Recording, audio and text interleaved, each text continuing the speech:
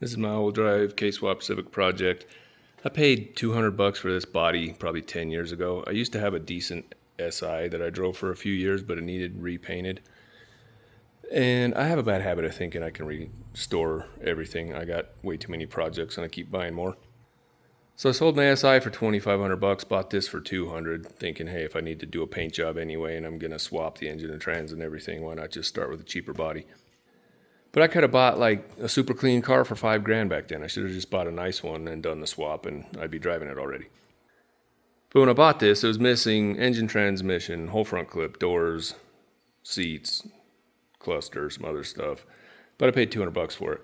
At the time, there were EG Civics all over pick and pull, so I went and got fenders, bumper hood, doors. I bought a wrecked RSX Type S and a K24 A1 short block out of a CRV, and then I went and got a 5-speed out of a CRV, rear diff and axles, Freelander drive shaft.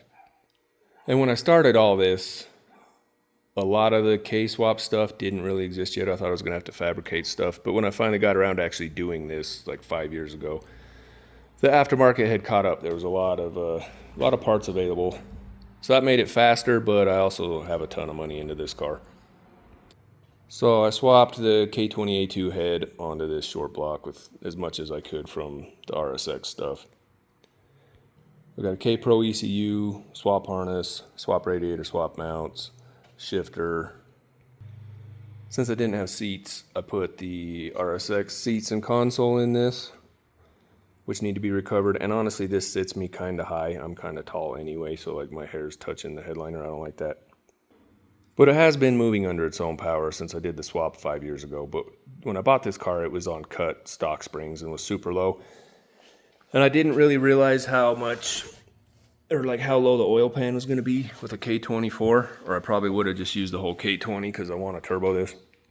But I bought coilovers in these wheels and tires a couple years ago. And then I moved and it's just been sitting over there while I've been working on the property and stuff. So I brought it in, turned the coilovers up. Had to wire up my fan, bolted one of the seats in, took it for a spin around the block a couple days ago.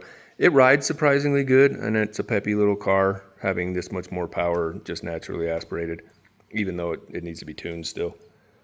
And this is just running in front-wheel drive. I haven't mounted the rear diff or done the drive shaft yet because I'm gonna want to build my own gas tank.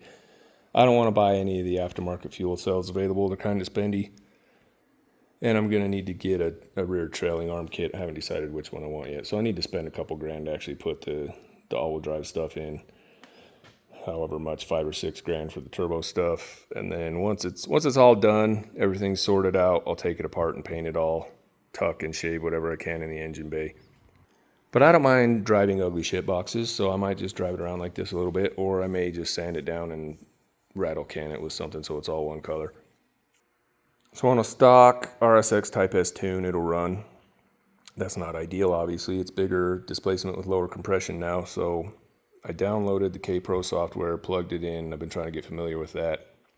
My O2 sensor does not read at all. It's pegged at like 10.2. So I pulled it out, checked this number.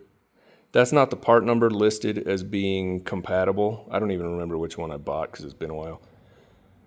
But when I looked up the one of the numbers that is compatible, when I look at the picture of it, it has that number on it. So I'm pretty sure I have the right O2 sensor. I don't know if it's bad. It's $150. I don't really want to buy another one if this isn't for sure bad.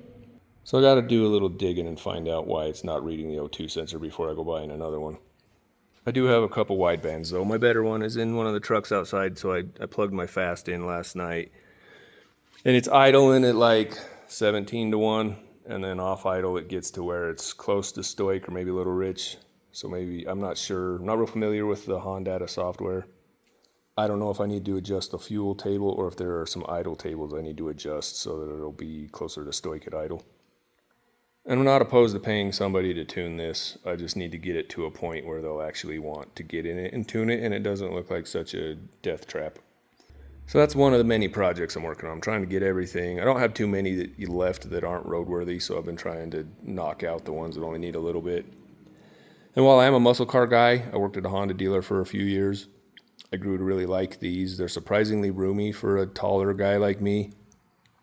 They ride nice. They're kind of a sporty little thing, even though they probably were never meant to be. But with the K series swaps available and the amount of power these can make, now that there's all the all-wheel drive stuff you could ever want available now, a turbo K series all-wheel drive EG hatchback sounds really appealing to me.